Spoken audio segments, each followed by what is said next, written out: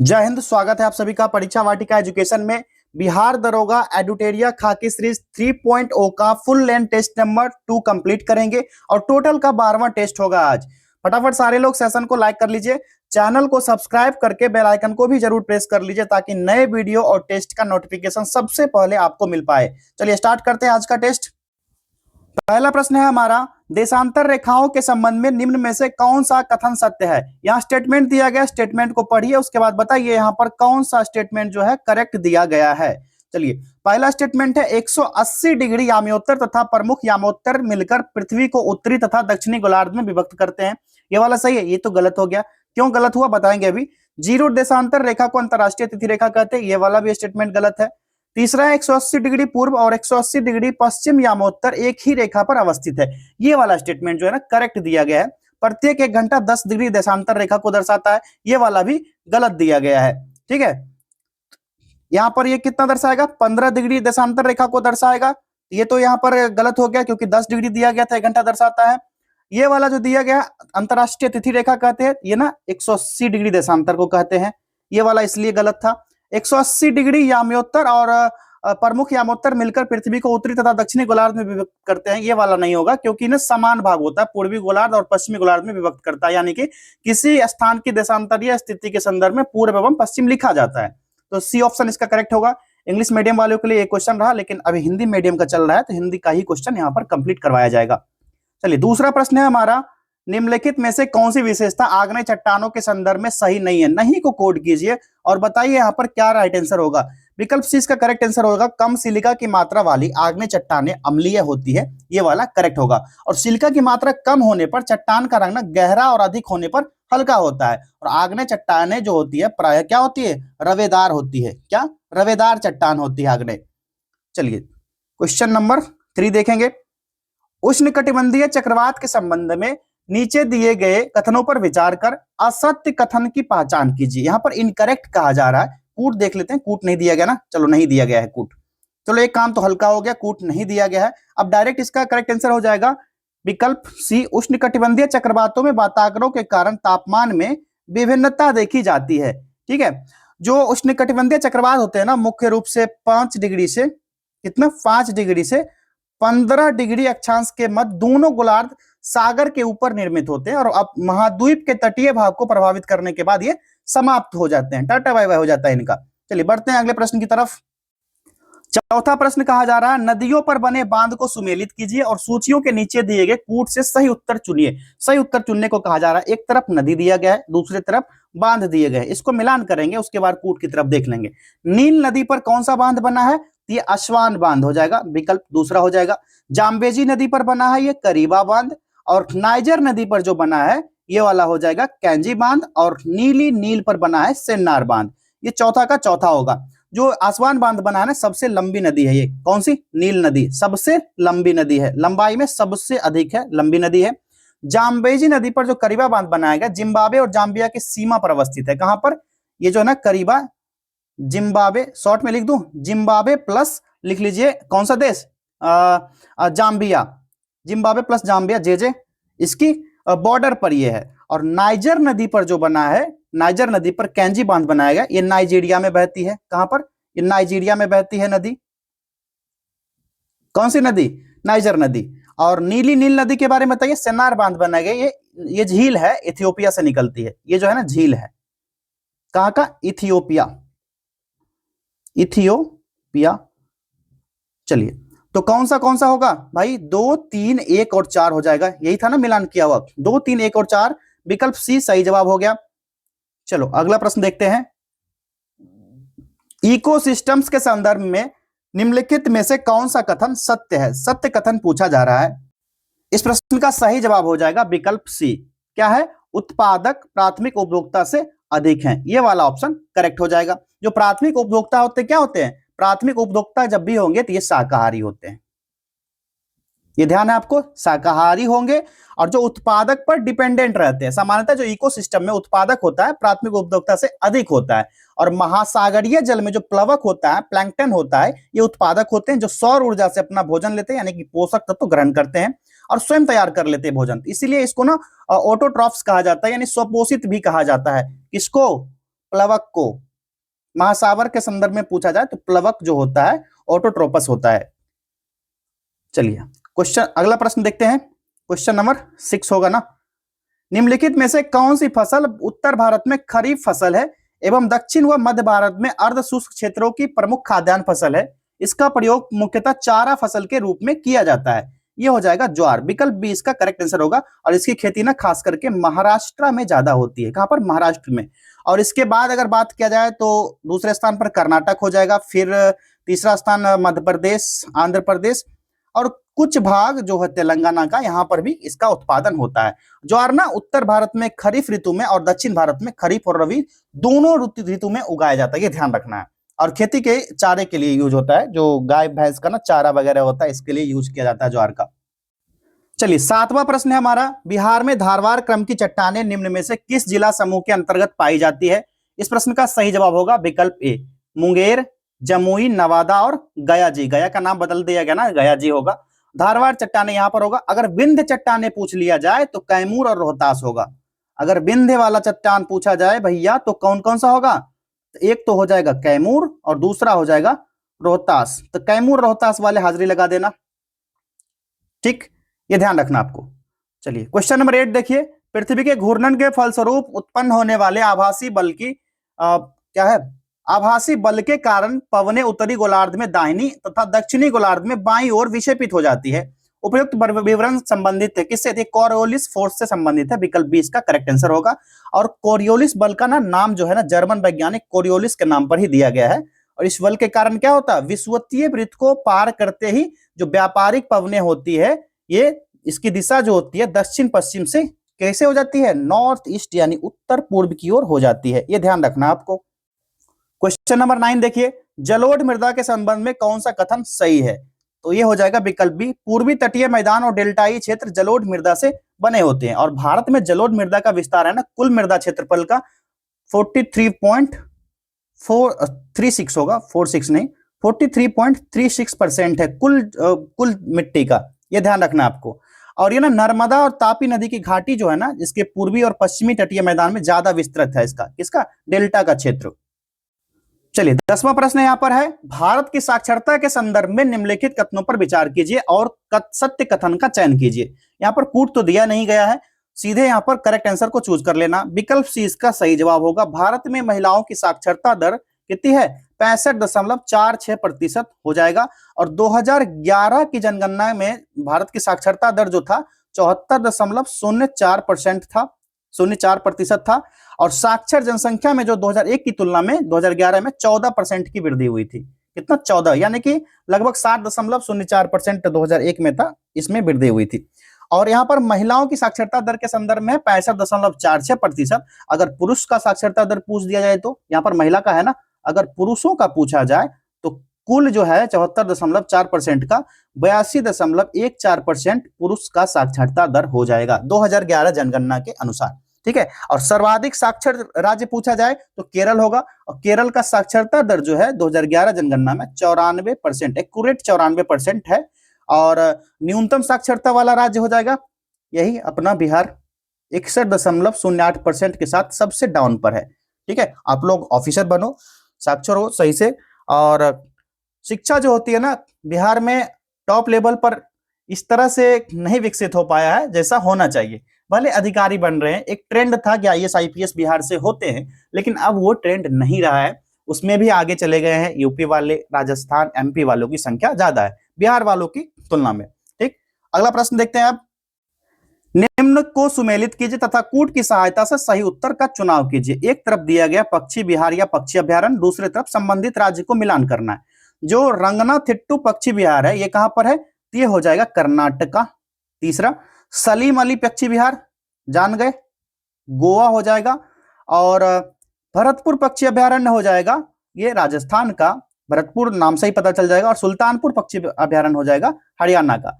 जो ये है ना रंगनाथिट्टू कर्नाटक का मांड्या जिला है। कहां सा? कर्नाटक का जो मांड्या जिला है वहीं पर है ये, है ना। एक श्रीरंगपत्तनम जो है, याद है आप सभी को टीपू सुल्तान के बारे में, 3 किलोमीटर है वहीं से। और मैसूर से 16 किलोमीटर की दूरी पड़ती है, कावेरी नदी के बगल में ही है। सलीम अली पक्षी अभ्यारण्य जो है गोवा के ना चिराओ द्वीप है, गोवा का जो चिराओ द्वीप है, अक्सर क्वेश्चन बनता है चिराओ द्वीप के बारे में, वहीं पर है ये। ठीक, राजस्थान का तो भरतपुर जिला है, पक्षी दर्शन स्थल है ये। और सुल्तानपुर पक्षी अभयारण्य जो है ये कहां पर है, ये हरियाणा में है, हरियाणा के गुरुग्राम में। कहां पर, हरियाणा के गुरुग्राम में है ये। तो यहाँ पर राइट आंसर होगा 3, 4, 2 और 1। 3, 4, 2 और 1 देखिए भाई, विकल्प बी इसका करेक्ट आंसर हो जाएगा। चलिए आगे देखते हैं नेक्स्ट क्वेश्चन कौन सा होगा भाई।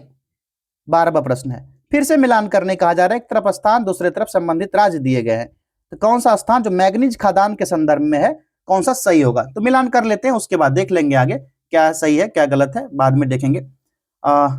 कौन सा सही सुमेलित है, मिलान नहीं करना है, सही सुमेलित इसमें हो जाएगा तुमकुर कर्नाटक जो है ये सही होगा। कालाहांडी जो है ये ओडिशा में अवस्थित है, ना कि छत्तीसगढ़ में। ये कहां पर हो जाएगा, ओडिशा। तो ये गलत है, जो गलत है ना उसको देख लेते हैं। ओडिशा हो गया। रत्नागिरी जो है, रत्नागिरी मध्य प्रदेश नहीं महाराष्ट्र लिखिए, ये महाराष्ट्र में है। तुमकुर कर्नाटक में हो गया। बालाघाट महाराष्ट्र में नहीं होगा, ये मध्य प्रदेश में अवस्थित है। कहां पर, मध्य प्रदेश में। तो सारे के सारे यहां पर देख लिए। तुमकुर जो है कर्नाटक में है, ये वाला सही है। और बालाघाट जो है ना मैग्नीज भारत में धारवाड़ शैल के प्राकृतिक ऑक्साइड के रूप में है ये बालाघाट, इसको ध्यान रखना है, ये बहुत इंपॉर्टेंट है। और मैग्नीज का सर्वाधिक उत्पादन जो होता है कहां होता है, ये ओडिशा में होता है। सबसे ज्यादा मैग्नीज उत्पादन ओडिशा में। चलिए 13वां प्रश्न देखते हैं, चरक संहिता निम्नलिखित में से किससे संबंधित है। ये चिकित्सा से संबंधित है, आप सभी को याद होगा। आज से लगभग 2000 वर्ष पहले चरक नाम के प्रसिद्ध वैद्य हुए थे और उन्होंने ही चिकित्सा आरंभ किया था। चिकित्सा शास्त्र पर चरक संहिता नाम की किताब भी लिखी थी। चरक कहते थे कि मनुष्य के शरीर में 360 हड्डियां होती है, जो आधुनिक शरीर संरचना विज्ञान की 206 हड्डियों से काफी ज्यादा है। और संभवतः चरक ने अपनी गिनती में दांत और हड्डी को जोड़ करके, कार्टिलेज को जोड़ करके यह संख्या बताई होगी। तो ये सारा ये हो जाएगा, लेकिन हड्डियों की संख्या 206 हो सकता है इसने चरक ने सारा जोड़ कर बताया होगा। और चरक जो है कनिष्क के दरबार में चिकित्सक थे। किसके, कनिष्क के दरबार में। ठीक, और चरक के साथ नागार्जुन भी कनिष्क दरबार में रहते थे। कौन, चरक प्लस नागार्जुन, दोनों का नाम याद रखना आप, नागार्जुन। चलिए अगला प्रश्न देखते हैं, बुद्ध द्वारा पहली बार उपदेश देने की महत्वपूर्ण घटना की स्मृति में कहां एक स्तूप का निर्माण किया गया था। यह सारनाथ में हुआ था। विकल्प बी इसका करेक्ट आंसर होगा। और बुद्ध का जन्म आज से लगभग 2500 वर्ष पहले हुआ था। चलिए 15वां प्रश्न देखिए, उपनिषद में संकलित वार्तालापों के संदर्भ में निम्न कथनों में से कौन सा कथन सही नहीं है। भाई नहीं को नोट करो, उसके बाद बताइए यहां पर कौन सा करेक्ट होगा। तो ये विकल्प डी वाला जो है ना करेक्ट होगा, ये वाला कथन गलत दिया गया है। इसमें है कि निर्धन व्यक्ति भी इस तरह के वाद विवाद में बढ़ चढ़कर हिस्सा लेते थे। ये वाला स्टेटमेंट यहाँ पर गलत दिया गया। ये ना बहुत कम ही हिस्सा लेते थे। और इस तरह का एक प्रसिद्ध अपवाद था जो सत्यकाम जावाल का है। सत्यकाम जावाल का नाम उनकी दासी माँ के नाम पर पड़ा था। और सत्यकाम में के मन में सत्य जानने की तीव्र जिज्ञासा सडनली उत्पन्न हो गई थी। और गौतम नामक एक ब्राह्मण ने उन्हें अपने विद्यार्थी के रूप में स्वीकार भी किया था। बाद में वे अपने समय से सर्वाधिक प्रसिद्ध विचारक में से एक बने थे, उस टाइम की बात है। और उपनिषद ने कई विचार का विकास हुआ था, बाद में विकसित हुआ था। उसके बाद प्रसिद्ध विचारक हुए थे उस समय शंकराचार्य के द्वारा इसका विकास किया गया था, शंकराचार्य के द्वारा। ठीक, और अगर परीक्षा के दृष्टिकोण से देखें तो ये सारा चीज आपको ध्यान देना है। ऋग्वेद के बारे में, ऋग्वेद में कौन कौन से उपनिषद, ऐत्रेय, कौशिकी, सामवेद में छांदोग्य उपनिषद और केनोक उपनिषद, यजुर्वेद में तैत्तिरीय उपनिषद, बृहदारण्यक उपनिषद और ईशावास्योपनिषद और कठोपनिषद, श्वेताश्वरोपनिषद, ये हो जाएंगे यजुर्वेद में। और अथर्ववेद में पूछा जाए तो प्रश्नोपनिषद और मुंडक उपनिषद, ये हो जाएंगे। ये सारे इंपॉर्टेंट फैक्ट है, आपको याद होगा, रिमेंबर कराना यहाँ पर जरूरी था। 16वां प्रश्न यहाँ पर, मौर्य वंश की स्थापना के संदर्भ में निम्नलिखित कथनों में से कौन सा सही नहीं है। बताइए इसमें राइट आंसर क्या होगा। विकल्प डी होगा। घनानंद एक लोकप्रिय राजा और नंद वंश का संस्थापक था। नंद राजा ने कर वसूली को लेकर के अपार संपत्ति जमा कर लिया था। उसके बाद एक विशाल सेना भी थी, लेकिन वो ना कुशल शासक नहीं हुआ था, इसलिए उसको ना उखाड़ फेंकना बहुत आसान हो गया था। चाणक्य जो थे चंद्रगुप्त को शिक्षा देकर के युद्ध के लिए तैयार किए। और ऐसा समझा जाता है कि नंद राजा जो घनानंद था लोकप्रिय नहीं था, और धनानंद था नंद वंश का अंतिम शासक था, नंद वंश का संस्थापक नहीं था, ये अंतिम शासक था। ये इसलिए ये वाला स्टेटमेंट यहाँ पर गलत पूछा जा रहा है, यानी सही नहीं है, गलत है। तो यही वाला स्टेटमेंट यहाँ पर करेक्ट होगा।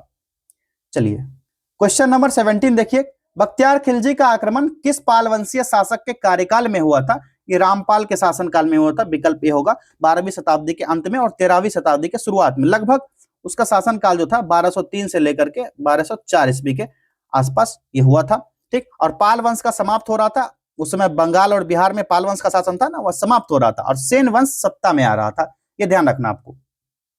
अकबर के शासन के इतिहास से संबंधित विवरण निम्न में से किस पुस्तक में मिलता है? ये अकबरनामा में मिलता है। Very easy. विजयनगर के विरुद्ध तालीकोट के युद्ध में किन 3 राज्यों ने संगठन बनाकर आक्रमण किया था? ये कौन कौन से राज्य थे 3? तो गोलकुंडा था इसमें, उसके बाद बीजापुर था और अहमदनगर था। ये वाला बहमनी इसमें शामिल नहीं था। जो 1530 ईस्वी में कृष्णदेव राय की मृत्यु हो जाती है, उसकी मृत्यु के साथ ही विजयनगर साम्राज्य का भी यहाँ पर पतन आरंभ हो जाता है। विजयनगर के विरोधी जो महासंघ थे, दक्षिण भारत के 4 राज्य थे। अहमदनगर थे, गोलकुंडा था और बीजापुर था, एक था तीसरा चौथा राज्य था बीदर। ये 3 तो ये वाले हो गए, चौथा बीदर था। बहमनी इसमें शामिल नहीं था। और 1565 में क्या होता है? 1565 में विजयनगर महासंघ के बीच युद्ध होता है, जिसके बाद इन राज्यों ने मिलकर के तालीकोटा के युद्ध में विजयनगर को पराजित कर देता है। और महासंघ के नेता जो थे अब आदिल अली शाह, यही था ना, और राम राय से रायचूर और मुदगल के किला को वापस मांगा गया, लेकिन राम राय ने यह प्रस्ताव क्या किया? ठुकरा दिया। भैया हम नहीं देंगे। तो ये वाला होगा 1, 2 और 3, तीनों हो जाएंगे। तो विकल्प ए इसका करेक्ट आंसर हो गया। चलिए आगे बढ़ते हैं। 20वां प्रश्न देखिए, कूट का सहायता लेना है, लेकिन पहले मिलान कर लेते हैं, बाद में कूट को भी देख लेंगे। यहां पर कहा जा रहा है निम्न घटनाओं को उनके समय के साथ सुमेलित कीजिए। एक तरफ वर्ष दिया गया, दूसरी तरफ कौन सा युद्ध या घटना हुआ था, किस वर्ष में। 1556 में देखिए ये हुआ था हेमू और अकबर के बीच पानीपत की दूसरी लड़ाई। ये तो आपको याद होगा। ठीक, 1526 में क्या होता है? 1526 में होता है बाबर और इब्राहिम लोदी के बीच पानीपत की लड़ाई। 1761 में तो इसमें होता है अहमद शाह अब्दाली और मराठा के बीच पानीपत की तीसरी लड़ाई। ये ध्यान होगा आपको। और 1739 की बात करें तो नादिर शाह द्वारा दिल्ली में कत्ले आम होता है। ये सारा यहाँ पर फैक्ट जो है मिलान कर लिए हम। और अहमद शाह अब्दाली के बारे में अगर पूछा जाए, दुर्रानी वंश का संस्थापक था। इसने दुर्रानी वंश की स्थापना किया था। ये एग्जाम में एक बार पूछा गया था क्वेश्चन, इसलिए मैंने बता दिया। 3, 2, 4 और 1 इसका करेक्ट आंसर होगा। देख लो भैया, 3, 2, 4 और 1, विकल्प सी इसका सही जवाब हो गया। चलिए क्वेश्चन नंबर 21, 1935 ईस्वी के भारत शासन अधिनियम की विशेषता के संबंध में नीचे दिए गए कथनों पर विचार कीजिए। स्टेटमेंट ये है, कौन सा कथन सही है पूछा जा रहा है। मैं बार बार बोलता हूं, स्टेटमेंट को देखने से पहले कूट की तरफ भागो। कौन सा कथन सही है, या पूछ देगा सही नहीं है, असत्य है, असुमेल है, सुमेल कीजिए। तरह तरह की बातें होती है, तो यहाँ के लफड़ों से फंसने से अच्छा है पहले इसको पढ़ लो, उसके बाद देख लेना स्टेटमेंट, ताकि गलती ना हो। पहला स्टेटमेंट है, एक अखिल भारतीय संघ की स्थापना 1935 जो भारत शासन अधिनियम के तहत हुआ था। ये में इसमें ना प्रांत और प्रांतीय स्वतंत्रता के आधार पर एक नई शासन प्रणाली की व्यवस्था की गई थी। ये वाला तो सही है। ब्रिटिश भारत की 50% जनता को मताधिकार प्रदान किया गया था। तो इसमें ना ये वाला गलत दिया गया है, ये स्टेटमेंट यहाँ पर गलत होगा। 1935 का अधिनियम जो था, इसमें जो 321 अनुच्छेद था, 10 भाग में विभाजित था, जिसमें कि सर्वप्रथम केंद्र में द्वैध शासन लगाया गया और अधिनियम के द्वारा प्रांत की द्वैध शासन को समाप्त भी किया गया था। इसी अधिनियम के द्वारा बर्मा को भारत से अलग किया गया, जो म्यांमार है। ठीक, और एक संघीय न्यायालय की स्थापना हुई। बिहार से उड़ीसा को 1936 में अलग किया गया। 1936 में इसी अधिनियम के तहत जवाहरलाल नेहरू ने दास्ता का नया चार्टर कहा था। क्या कहा था? इसी अधिनियम को, 1935 अधिनियम को जवाहरलाल नेहरू ने दास्ता का चार्टर कहा था। किसने कहा था? जवाहरलाल नेहरू ने। तो यहां पर पहला स्टेटमेंट सही है और दूसरा तीसरा जो है यहां दिया गया है गलत दिया गया है। पहला स्टेटमेंट सही है, तो केवल एक इसका करेक्ट आंसर होगा, विकल्प ए। 22वां प्रश्न है, बिहार में सर्चलाइट समाचार पत्र के संपादक कौन थे? तो ये थे मुरली मनोहर प्रसाद, विकल्प बी करेक्ट आंसर होगा। और 1918 में द्वीप साप्ताहिक समाचार पत्र के रूप में इसका संपादन किया गया था। सर्चलाइट समाचार पत्र 1918, इस भी याद रखना। प्रथम विश्व युद्ध के दौरान कौन सा देश 1915 में ब्रिटेन के खिलाफ धुरी राष्ट्र में शामिल हुआ? ये कौन सा कंट्री था? बुल्गारिया था, विकल्प बी वेरी इजी। 1915 में बुल्गारिया धुरी राष्ट्र में शामिल होता है। तुर्क साम्राज्य 1917 में शामिल हुआ था। तुर्क का पूछा जाए अगर जो, तो 1914 में, 17 नहीं 14 में शामिल हुआ था।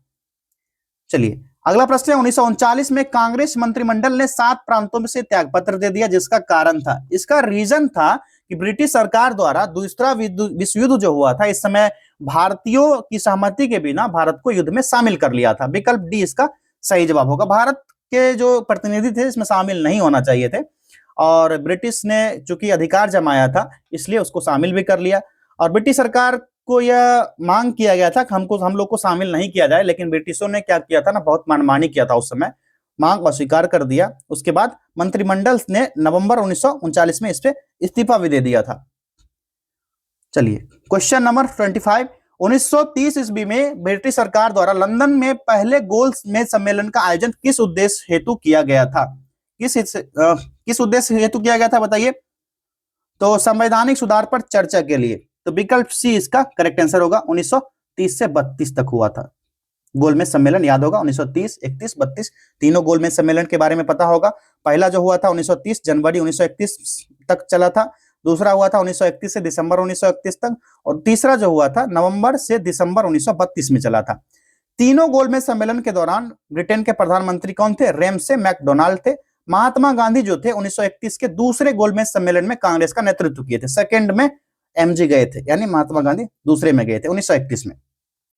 नेक्स्ट क्वेश्चन है, असहयोग आंदोलन के दौरान देश भर में आंदोलन हुए, इन्हीं में से मोपला विद्रोह भी एक प्रमुख विद्रोह था। मोपला विद्रोह किस क्षेत्र से संबंधित था? ये केरल का था मोपला विद्रोह, ठीक है, केरल का था, और बर्बरतापूर्ण अत्याचार किया गया था। इसका उदाहरण है कि जब मोपला कैदी को रेल वैगन में ठूंस करके एक जगह से दूसरे स्थान ले जाया जा रहा था, तो दम घुटने से ना 67 लोग की मृत्यु हो गई थी, जो कि मोपला थे।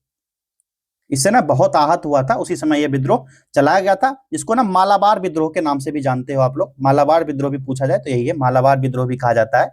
और 1921 में केरल के मालाबार क्षेत्र में हुआ था। केरल का जो मालाबार का क्षेत्र है 1921 में यहीं पर हुआ था मोपला या मालाबार विद्रोह। चलिए 27वां प्रश्न है, महात्मा गांधी ने अपनी किस पुस्तक में ब्रिटिश संसद को बांझ और वैश्या कहा था? ये हिंद स्वराज था, विकल्प ए ही इसका राइट आंसर होगा। और यह पश्चिमी सभ्यता और आधुनिक औद्योगिकरण की आलोचना के संदर्भ में कहा था, जहां उन्होंने भारतीय स्वशासन यानी स्वराज और आत्मनिर्भरता पर जोर भी दिया था, और टिप्पणी किया था कि ब्रिटिश संसदीय प्रणाली की खोखली प्रवृत्ति जो है भारतीयों के सहयोग से चलने वाले उसके औपनिवेशिक तंत्र पर उनकी गहरी असहमति को दर्शाती है। और जो हिंद स्वराज गांधी जी के द्वारा 1909 ईस्वी में, कब 1909 में इंग्लैंड से दक्षिण अफ्रीका की यात्रा के दौरान एक जहाज में लिखी गई थी ये चीज, क्या? हिंद स्वराज, ये वर्ड जो है ना 1909 में लिखा गया था, हिंद स्वराज।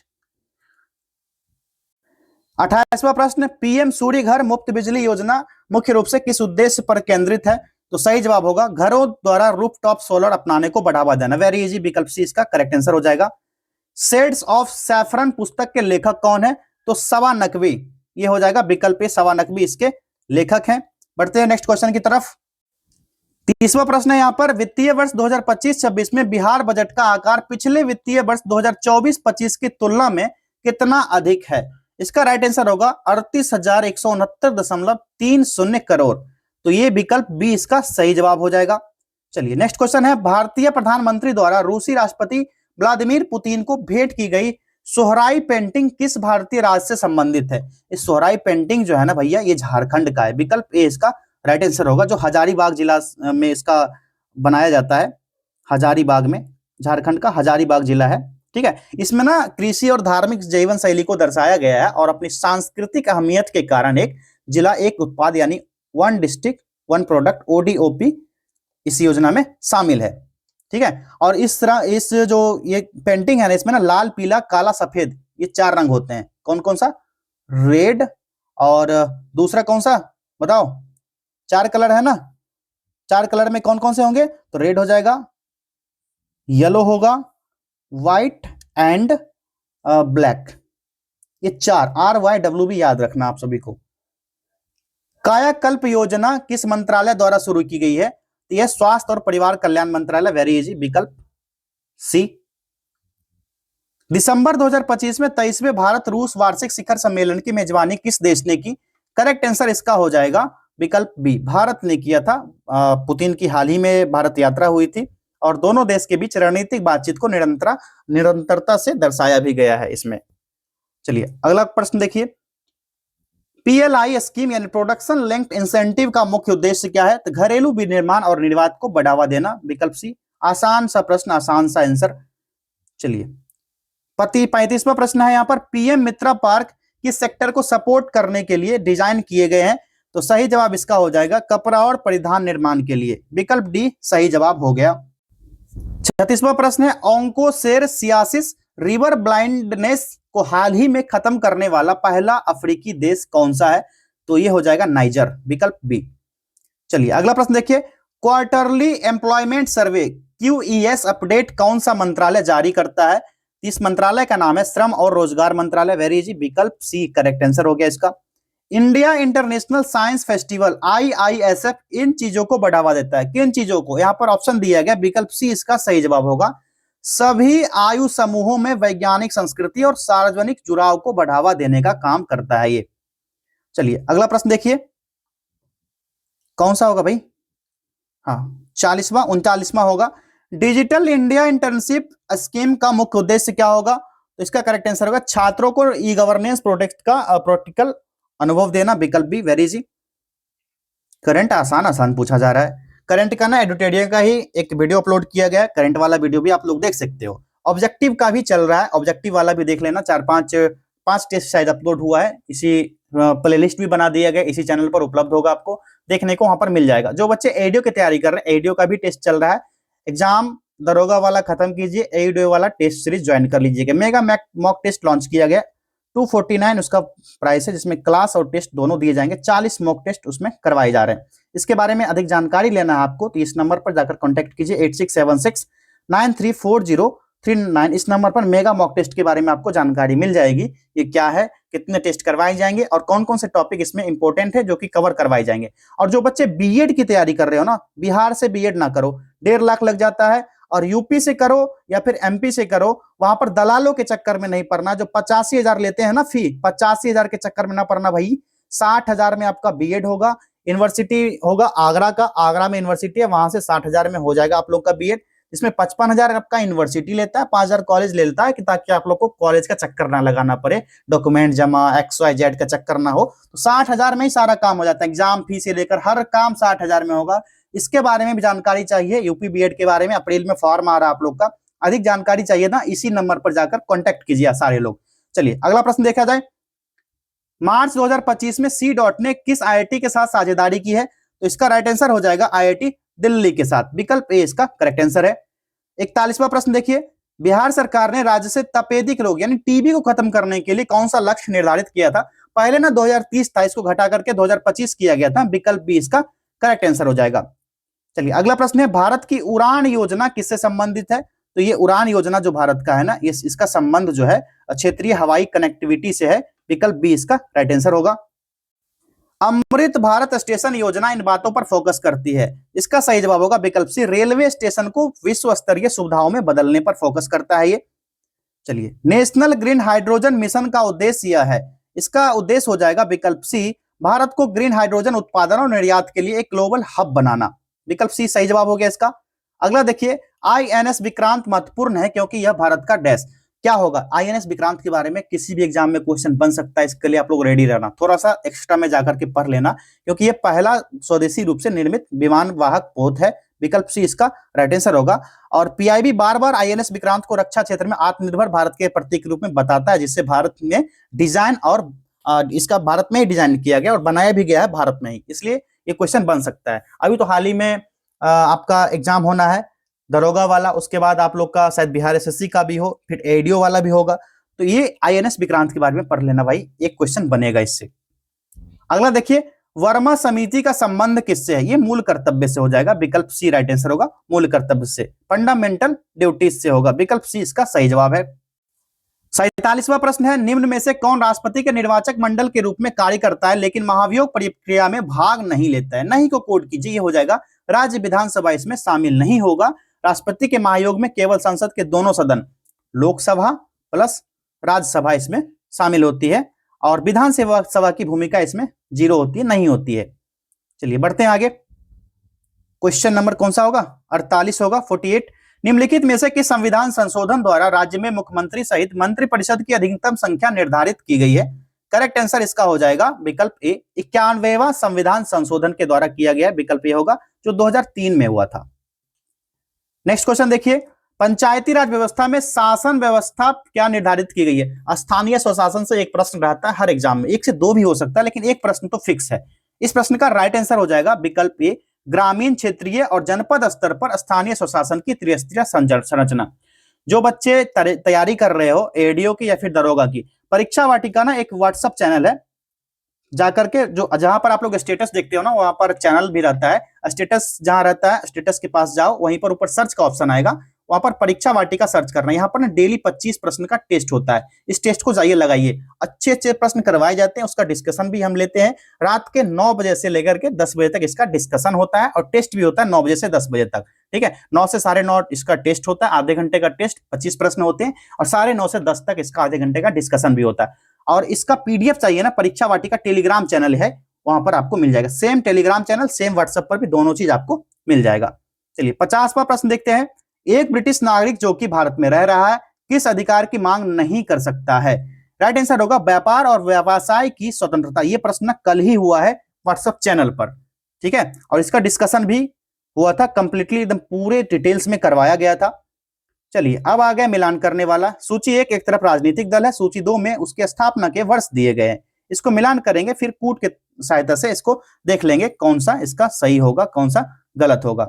देखिए यहां पर क्या दिया गया है, भारतीय कम्युनिस्ट पार्टी यानी मार्क्सवादी के संदर्भ में पूछा जा रहा है। तो ये भारतीय कम्युनिस्ट पार्टी मार्क्सवादी है 1964 में, ठीक, 1964 में पहला ही हो गया इसका। दूसरा भारतीय कम्युनिस्ट पार्टी, ये वाला हो जाएगा कब, 1925 हो जाएगा। बहुजन समाज पार्टी ये होगा 1984, और आम आदमी पार्टी 2012 में आया था, आया भी चला भी गया। पंजाब में भी एक राज्य में इसकी सरकार है। 1, 3, 4 और 2 ये वाला होगा विकल्प डी, इसका करेक्ट आंसर हो गया। चलिए 52वां प्रश्न देखिए, भारत में किसी दल को राष्ट्रीय दल बनने हेतु पूर्व चुनाव में कम से कम कितना प्रतिशत वोट प्राप्त होना चाहिए? इसमें ना क्या है, 4 या अधिक राज्य में वैध वोट का 10%, ये 4%, ये दोनों तो नहीं होगा। 2 राज्य में वैध वोट का 15%, ये नहीं होगा। जो तो कोई भी पार्टी होगा ना, अलग अलग राज्य में, लोकसभा हो या विधानसभा चुनाव में, कम से कम 6% वोट पाया हो, या लोकसभा में कम से कम 4 सीट हासिल किया हो। किसमें, लोकसभा में कम से कम 4 सीट, या फिर कोई भी चुनाव में कम से कम 6% वोट इसको मिला हो, तब ये दावेदार हो सकता है। और लोकसभा में 2% सीट हो, कम से कम 3 या भिन्न भिन्न राज्य में हासिल किया, एक ही राज्य में, अलग अलग राज्य में होगा कम से कम 3 सीट, ठीक है। और इसके अलावा एक राज्य अथवा राज्य से विधानसभा में कम से कम 4 सीट जीता होगा, ये ध्यान रखना आप सभी को। इसमें ना कोई भी ऑप्शन यहाँ पर नहीं दिया गया, उपयुक्त में से कोई नहीं इसका करेक्ट आंसर होगा। सारे के सारे यहाँ पर गलत ही स्टेटमेंट दिए गए थे, जो भी है ये वाला सब ध्यान रखना आपको। एक बार पढ़ भी लेना, पढ़े भी होगे, याद आ जाएगा आप लोग को। चलिए क्वेश्चन नंबर 53 देखते हैं, धन विधेयक के संदर्भ में निम्नलिखित कथनों में से कौन सा एक कथन सही नहीं है? फिर से नहीं पूछा जा रहा है, नहीं को ना अक्सर घेरा कीजिए आप लोग, ताकि आप लोग को ध्यान रहे कि यहाँ पर नहीं पूछ रहा है। यहाँ राइट आंसर हो जाएगा विकल्प बी, धन विधेयक की शुरुआत राज्यसभा में होती है। धन विधेयक जो भी होगा ना, आर्टिकल 110 से संबंधित है, और ये ना केवल लोकसभा में प्रस्तुत किया जाता है। इसमें लोकसभा में, ये ध्यान रखना आपको। चलिए क्वेश्चन नंबर 54 देखिए, संवैधानिक प्रावधान के संशोधन का प्रावधान इसमें दिया गया है। इसका सही जवाब हो जाएगा भाग 20 में दिया गया, विकल्प सी सही जवाब होगा। पार्ट 20 में दिया गया, आर्टिकल 368 के अकॉर्डिंग। राष्ट्रीय सुरक्षा परिषद का प्रधान कौन होता है? करेक्ट आंसर हो जाएगा प्रधानमंत्री होते हैं, विकल्प बी सही जवाब है इसका।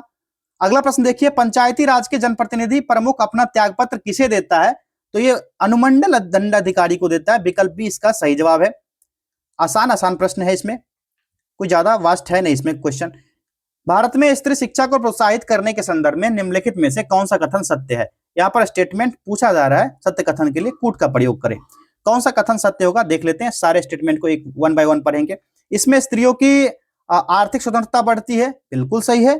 जो मानव पूंजी निर्माण की प्रक्रिया में स्त्री को शिक्षित किया जाना सबसे इंपॉर्टेंट है, क्योंकि स्त्रियों को शिक्षित करने से उनकी आर्थिक स्वतंत्रता में बढ़ोतरी होती है, वृद्धि होती है। दूसरा है, इसको उसका सामाजिक औचित्य सुदृढ़ होता है, बिल्कुल शिक्षा बढ़ेगी, आर्थिक रूप से स्वतंत्र होगी स्त्रियां, तो सामाजिक औचित्य, सामाजिक सम्मान भी बढ़ेगा। तीसरा है, स्त्रियों और बच्चों के स्वास्थ्य पर सकारात्मक प्रभाव पड़ता है, ये भी सही दिया गया है। क्योंकि ना सामाजिक औचित्य अगर बढ़ेगी, अगर सुदृढ़ता आएगी, तो स्त्री के शिक्षित होने से उनके और उनके बच्चे के स्वास्थ्य पर सकारात्मक प्रभाव पड़ेगा। उनके बच्चे भी सकारात्मक प्रभाव के साथ शिक्षा ग्रहण करेंगे और माताएं जो होंगी, स्त्रियां जो होंगी, वो निश्चित रूप से अपने बच्चों को भी शिक्षा के लाइन में लाएंगे, जिससे कि पॉजिटिव इफेक्ट आएगा, बच्चे भी स्वस्थ रहेंगे और शिक्षा के कारण वो भी एजुकेशन सेक्टर को चुनने का काम करेंगे। तो विकल्प डी इसका सही जवाब होगा। 1, 2 और 3 तीनों की तीनों स्टेटमेंट यहां पर सही दिए गए थे। चलिए 58 देखिए, किसी देश की राष्ट्रीय आय निम्नलिखित में से किसके समान होती है? इस प्रश्न का सही जवाब होगा साधन लागत पर निवल राष्ट्रीय उत्पाद के समान होती है। विकल्प बी सही जवाब होगा। और साधन लागत पर निवल राष्ट्रीय उत्पाद जो होता है, बाजार कीमत पर निवल राष्ट्रीय उत्पाद में से निवल अप्रत्यक्ष कर को घटाकर प्राप्त किया जाता है। इकोनॉमी में पढ़े होंगे आप लोग। चलिए अगला प्रश्न देखते हैं अब।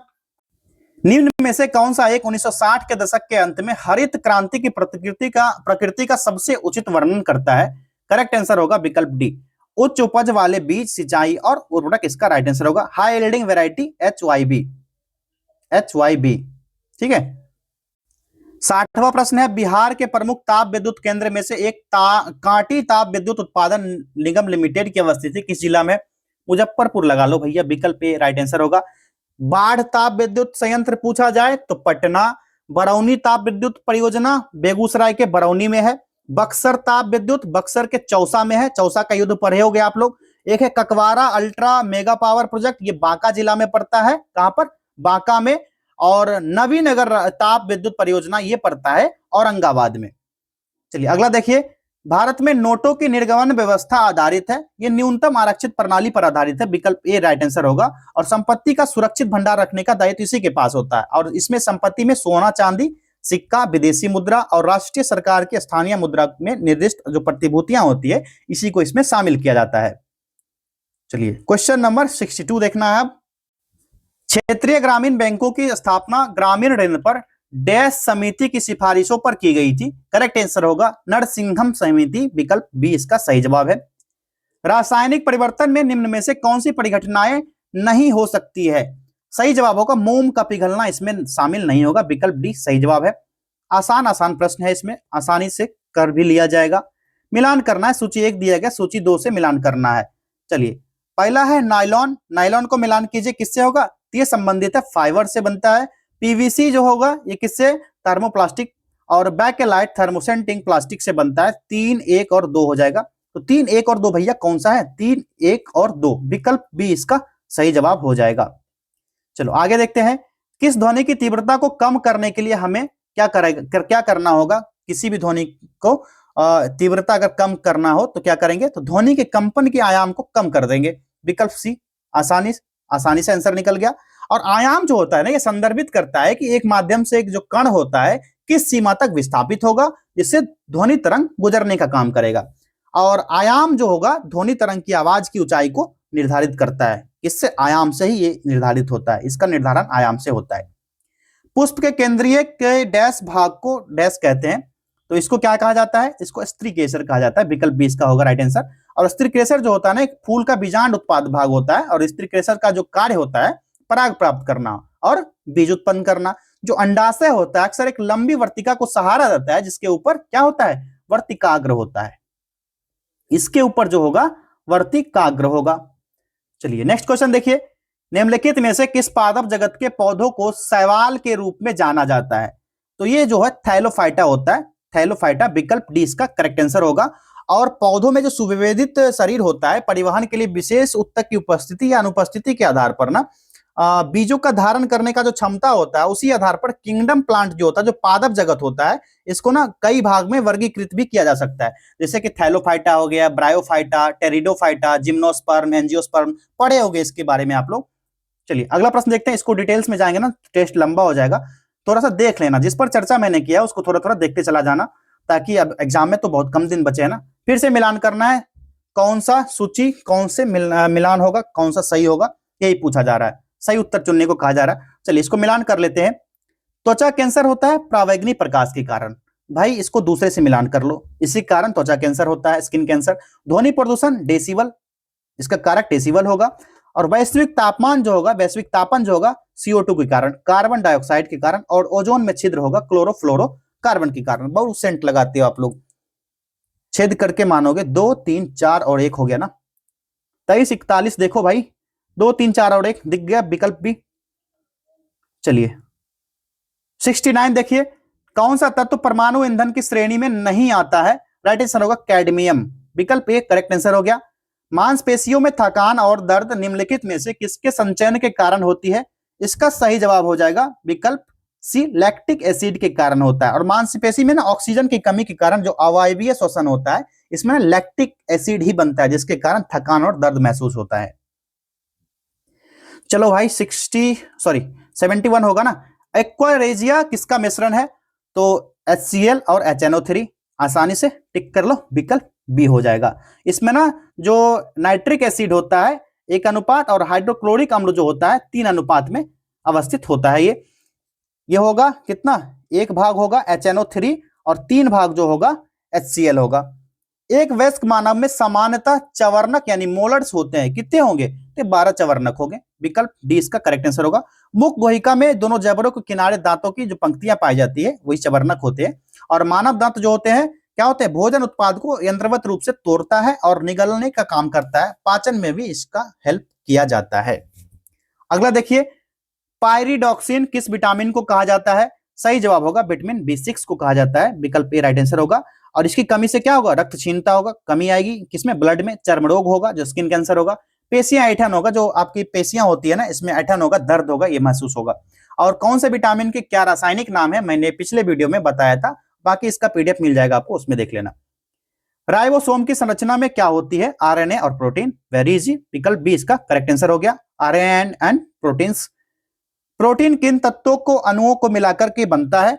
सही जवाब इसका हो जाएगा कार्बन, नाइट्रोजन, हाइड्रोजन, ऑक्सीजन। एक शब्द में याद रखना, कार्बन, नाइट्रोजन, हाइड्रोजन, ऑक्सीजन से मिलकर के बनता है, विकल्प ए इसका सही जवाब हो जाएगा। ठीक है, और प्रोटीन जो होता है जीवित जीवों में शरीर का लगभग 10 से 20% होता है। अगला प्रश्न है, निम्न में से कौन सा मेडुला ऑब्लोंगोटा का कार्य नहीं है? नहीं पूछा जा रहा है भाई, इसको घेर लो और बता दो, विकल्प डी होगा इसका राइट आंसर। पेशियों की क्रियाओं का नियंत्रण करने का काम करता है। जो मेडुला ऑब्लोंगोटा होता है ना, रीढ़ की हड्डी और मस्तिष्क के उच्च भाग के बीच संकेत को प्रसारित करता है, और दिल की धड़कन जो होती है, रक्तचाप जो होता है, इसको प्रतिवर्ती क्रियाओं जैसे कि स्वायत्त गतिविधियों को नियंत्रित करने में महत्वपूर्ण भूमिका निभाता है। जो निब्बा निब्बी है ना आजकल के बड़े हो ना, लव लवेड़िया करने वाले, कोई किसी का ना ये नहीं होता है, दिल का धड़कन वाला पार्ट होता है। ठीक, अगला प्रश्न है, निम्न में से कौन सा कथन सत्य नहीं है? करेक्ट आंसर इसका हो जाएगा विकल्प डी, पानी के भीतर बुलबुला उत्तल लेंस की भांति व्यवहार करता है। यदि माध्यम का अपवर्तनांक लेंस के अपवर्तनांक से अधिक होगा तो माध्यम के भीतर लेंस की प्रकृति क्या होगी? बदल जाएगी। जो कि पानी का अपवर्तनांक क्या होगा? हवा की तुलना में क्या होता है? अधिक होता है। और पानी के भीतर बुलबुला जब भी निकलेगा तो अवतल लेंस की भांति व्यवहार करने का काम करेगा। और पानी के अंदर हवा का बुलबुला क्या होता है? इसको अवतल लेंस की तरह व्यवहार करेगा और सीधी प्रकाश किरण के आधार पर एक सीधी आभासी और वस्तु से छोटा छवि बनाएगा, जो अपसारित करने का काम करेगा। निम्न में से किस पदार्थ की शुद्धिकरण ऊर्ध्वपातन विधि से नहीं किया जाता है? तो इसका सही जवाब होगा फिटकरी से, विकल्प डी आसानी से लगाइए। बढ़िए आगे, जनित्र यानी जनरेटर एक ऐसा उपकरण है जो क्या, यहाँ पर दिया गया कूट की सहायता से पूछा जा रहा, सही है ना, कौन सा सही होगा? तो बताइए इसमें कौन कौन सा सही होगा। पहला क्या है? यांत्रिक ऊर्जा को विद्युत ऊर्जा में परिवर्तित करता है, सही है। विद्युत जनित्र जो होगा यांत्रिक ऊर्जा को विद्युत ऊर्जा में इसको कन्वर्ट कर देगा। विद्युत ऊर्जा को यांत्रिक ऊर्जा दोनों का काम करेगा और विद्युत चुंबकीय प्रेरण के सिद्धांत पर आधारित है, यह भी सही दिया गया है। तीनों के तीनों स्टेटमेंट सही है, 1 2 और 3, विकल्प डी सही जवाब है इसका। चलिए आगे देखते हैं 80 प्रश्न, क्वेश्चन नंबर 80, निम्न में से कौन सा विकल्प सही है? आसानी से लगाइए सारे। एक अर्घ 10 पावर -7 जूल के बराबर, एक electron volt 1.6 into 10 to the power -19 joule के बराबर होगा, और एक कैलोरी जो होगा 4.186 जूल के बराबर होगा। सारे सही दिए गए हैं। अगला है, निम्न में से सही सत्य कथन का चयन कीजिए। कौन सा यहाँ पर कथन सत्य होगा? तो लाल प्रकाश का तरंगदैर्घ्य बैगनी प्रकाश से ज्यादा होता है, विकल्प बी इसका राइट आंसर होगा। जो लाल प्रकाश का तरंगदैर्घ्य जो होता है ना, ये होता है 625 से 740 nm, ठीक। और बैगनी प्रकाश का क्या होगा? तो बैगनी का होता है 380 से 440 के बीच ही होता है, ये ध्यान रखना है। कौन से प्रकाश का कितना तरंग दैर्घ्य होता है, एक बार चार्ट देख लेना आप लोग, पीडीएफ मिल जाएगा आप लोग को, जाकर के उसी व्हाट्सएप नंबर या परीक्षा वाटिका टेलीग्राम चैनल पर देख लेना, मिल जाएगा। निम्न में से कौन सा विद्युत चुंबकीय तरंगों का गुण नहीं है, नहीं पूछा जा रहा है। सही जवाब होगा विकल्प सी, विद्युत चुंबकीय तरंगे व्यतिकरण और विवर्तन नहीं दिखाती है। चलिए अगला है, डबल ट्रैप स्ट्रिंग शब्द किस खेल से संबंधित है। सही जवाब इसका हो जाएगा विकल्प ए, निशानेबाजी से संबंधित है, विकल्प ए सही जवाब होगा। डबल ट्रैप हो गया या फिर क्रॉस फायर होगा, मेटेलिक साइट होगा, बोर, लॉक स्टॉक, बोल स्ट्रिंग, ये सब ना निशानेबाजी से संबंधित वर्ड है जो कि निशानेबाजी खेल में यूज किया जाता है। यहाँ पर ना बेमेल युग्म को चुनने को कहा जा रहा है, इसको बेमेल, जो मतलब सही नहीं होगा, एक तरफ समाधि स्थल दूसरी तरफ महापुरुष का नाम दिया गया है, कौन सा किससे संबंधित है पहले देख लेते हैं। जो समता स्थल है, समता स्थल किससे संबंधित होगा, तो ये ना जगजीवन राम से संबंधित नहीं है भाई, समता स्थल। ठीक, उदय भूमि, तो उदय भूमि जो होगा के नारायण, नहीं समता स्थल तो जगजीवन राम ही होगा ना, उदय भूमि के आर नारायण हो गया, चैत्रा भूमि बी आर अम्बेडकर, शांतिवन जो होगा ये नहीं होगा, शांतिवन जो होगा ये गुलजारी लाल नंदा नहीं होगा, गलत दिया गया है, शांतिवन ना जवाहरलाल नेहरू होगा, जवाहरलाल नेहरू से संबंधित है, तो यहाँ पर यही गलत था ना, विकल्प डी सही जवाब हो जाएगा इसका। सूची 1 को सूची 2 से सुमेलित करना है, ठीक है, पहला सूची दूसरा सूची, अब यहाँ पर मिलान करना है, सही का आंसर देना है कूट का प्रयोग करके, यहाँ कूट दिया गया नीचे, देखेंगे बाद में, पहले मिलान कर लेते हैं। यहाँ पर अक्षय ऊर्जा सद्भावना दिवस कब मनाया जाता है, तो ये 20 अगस्त को मनाया जाता है, 20 अगस्त इसका दूसरा हो गया। अंबेडकर जयंती या अग्निशमन सेवा दिवस ये दोनों होता है, कब मनाया जाता है, 14 अप्रैल को, 14 अप्रैल। बाल श्रम निषेध दिवस 12 जून और विश्व सामाजिक न्याय दिवस 20 फरवरी। क्या हो गया, 2, 1, 4 और 3 यही होगा ना, 21, 43 हो जाएगा विकल्प सी। चलिए अगला प्रश्न देखते हैं, क्वेश्चन नंबर 86 देखिए, महाराष्ट्र वसंतरास, नटरास इत्यादि लोक नृत्य किस राज्य या केंद्र शासित प्रदेश से संबंधित है, ये मणिपुर से संबंधित है, विकल्प ए राइट आंसर होगा इसका। देश का सर्वोच्च वीरता पुरस्कार परमवीर चक्र, यह पुरस्कार कब से प्रदान किया जा रहा है, सही जवाब इसका हो जाएगा 1947 से दिया जा रहा है, विकल्प डी करेक्ट आंसर है इसमें। इसमें ना जनवरी 1950 को स्थापित किया गया था, लेकिन इसको ना 15 अगस्त 1947 स्वतंत्रता दिवस से पिछली तारीख से प्रभावी माना जाता है। अगला देखिए, मजलिस निम्न में से किस देश के संसद का नाम है, भाई पूछा जाता है संसद का नाम, भारत का तो संसद का संसद होगा, मजलिस किसका है, ये मालदीव का हो जाएगा, विकल्प ए राइट आंसर हो जाएगा, मजलिस मालदीव का हो जाएगा। अगर अफगानिस्तान का पूछा जाए तो अफगानिस्तान के संसद का नाम भाई सोरा, सोरा का व्यापार भी होता था, आप लोग पढ़े होंगे कहां पर, सिंधु घाटी सभ्यता में। मलेशिया के संसद का नाम भाई बताओ, मलेशिया के संसद का क्या नाम होगा, ये होगा दीवान निगारा, दीवान निगारा इसके संसद का नाम है। और बांग्लादेश का तो पता ही है आप सारे लोग को, बांग्लादेश के संसद का नाम क्या होगा, कमेंट करना, आप लोग पता होगा ना, हाल फिलहाल में विवाद भी चल रहा है भाई बांग्लादेश के साथ हम लोग का, तो इसके संसद का नाम हो सकता है पूछा जाए, अभी थोड़ा हिट में है बांग्लादेश। शांति का नोबेल पुरस्कार किस संस्था या निकाय के द्वारा प्रदान किया जाता है, इसका करेक्ट आंसर होगा the committee of the Norwegian parliament, विकल्प डी सही जवाब होगा इसका। चलिए क्वेश्चन नंबर 90, इंग्लिश का 2, इंग्लिश का और हिंदी का 2 पूछा जाता है। Choose the opposite word of the given question, question given word देना चाहिए ना, गॉर्जियस का, ये ना क्वेश्चन नहीं होना चाहिए, गिवन वर्ड देना चाहिए, क्वेश्चन ये वर्ड होना चाहिए। गॉर्जियस का क्या होगा, गॉर्जियस का अपोजिट यानी विलोम पूछा जा रहा है, तो इसका विलोम शब्द जो हो जाएगा प्लेन हो जाएगा, क्या, विकल्प प्लेन। गॉर्जियस का मतलब होता है भव्य या शानदार, यही होता है ना, भव्य या शानदार। प्लेन का मतलब होता है साधारण, इसका उल्टा यही हो जाएगा साधारण। स्वर्ग का पर्यायवाची होगा, स्वर्ग का पर्यायवाची क्या होगा, देव हो जाएगा, विकल्प पे देव होगा। स्वर्ग का सुरलोक हो जाएगा परधाम, देवलोक, अमरनाथ, सॉरी अमरधाम होगा, धौलोक, त्रिदेव, इस तरह के हो जाएंगे। नरक का अगर होगा ना, नरक का क्या होगा, यमलोक हो जाएगा, स्वर्ग हो गया तो यमलोक पहुंचा देते हैं, यमलोक, यमालय, दुर्गति, दुर्गति वर्ड भी है ना इसका ही ये है, तो दुर्गति ना बोलना किसी को। जिसको प्राप्त करना अधिक कठिन हो वाक्य के लिए सही शब्द क्या होगा, दुर्लभ हो जाएगा, विकल्प बी। देवासुर में कौन सा समास है, देव प्लस असुर, इसमें द्वंद्व समास होगा, ठीक है, देव असुर यानी कि इसमें द्वंद्व समास, इसी का एग्जांपल है बहुब्रीहि तत्पुरुष कर्मधारय। देख लेना जो बच्चे ने दरोगा वाले हो, एडीओ का जो हिंदी वाला करवाया है ना, उसमें जाकर के देख लेना, 9 टेस्ट है किरण पब्लिकेशन का, उससे आपका भी काम चल जाएगा और एडीओ एग्जाम में भी आपको फायदा मिलेगा। अगला क्वेश्चन देखिए, choose the correct active voice the given. यहां पर दिया गया है the decision was taken by me, sentence from the opposite below. इसका ऑप्शंस पूछा जा रहा है, कौन सा ऑप्शन यहां पर करेक्ट होगा। Very easy, I took the decision, very easy. इसमें क्या होगा, एक्टिव वॉइस जो होगा इसमें होता है सब्जेक्ट प्लस क्या होगा, वर्ब प्लस वर्ब के साथ ई या एस का प्रयोग होता है, एस या ईएस का, एस या ईएस का यूज होगा, उसके बाद ऑब्जेक्ट होगा। जब भी हम पैसिव वॉइस में आएंगे तो सबसे पहले क्या आ जाएगा, सबसे पहले तो भाई ऑब्जेक्ट आएगा, उसके बाद इज, एम, आर होगा, इसके बाद वर्ब 3 का यूज होगा, उसके बाद बाय, उसके बाद सब्जेक्ट का यूज करके हम लोग पैसिव वॉइस में कन्वर्ट कर लेते हैं। अगला देखिए, गणित का प्रश्न है, 1290 रुपए के एक ऋण को 4 वर्ष में भुगतान करना है, तो यदि साधारण ब्याज की दर 5% हो तो प्रत्येक बराबर किस्त जो होगा क्या होगा, तो कितना होगा, इसको कन्वर्ट कीजिए, पीआरटी होता है ना 1290 100, इसको कन्वर्ट कर लेना 300, इसका राइट आंसर होगा। आसान प्रश्न है। अगला है क्वेश्चन नंबर 96, इसका राइट आंसर होगा विकल्प ए 500 रुपए। सॉल्व करने में बहुत लंबा समय लगेगा, तो इतना टेस्ट लंबा होगा भाई, इसको कर लेना, सॉल्यूशन मिल जाएगा पीडीएफ में आपको।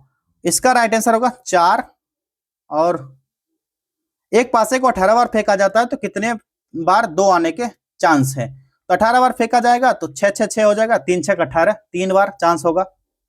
इसको ना ऐसे मुंह से बना सकते हो भाई। 300 मीटर लंबी रेलगाड़ी है, इसका राइट आंसर क्या हो जाएगा 72 किलोमीटर। सारा सॉल्व किया हुआ भाई।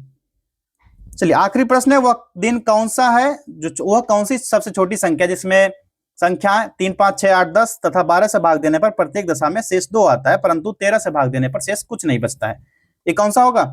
तो 3 5 6 8 10 का लॉसो क्या होगा 120 आ जाएगा, इसका लॉसो क्या होगा 120 आ जाएगा। अब अभिष्ट संख्या निकालिए, 120 गुना 8 प्लस 2, तो 12 8 96 प्लस 2 960 प्लस 2 962 हो जाएगा, विकल्प सी। ये तो आसानी से निकल गया। देखते सारा क्वेश्चन खत्म हो गया। बताइए आपका कितना बन रहा है। अगर 70 प्लस बन रहा है ना, सेफ जोन में हो आप, और एग्जाम आपका 18 या 21 को होगा, अभी समय है। जो भी टेस्ट करवाया जाता है चैनल को सब्सक्राइब कर लीजिए और बेल आइकन को जरूर प्रेस कर लेना। नया टेस्ट जब भी आएगा ना तो आपको नोटिफिकेशन मिल जाएगा और टेस्ट देख लेना। टेस्ट देखोगे ना तो आपका आकलन हो पाएगा कितना प्रश्न हमसे सही हो पा रहा है। मिलते हैं अगले टेस्ट में। बहुत बहुत धन्यवाद।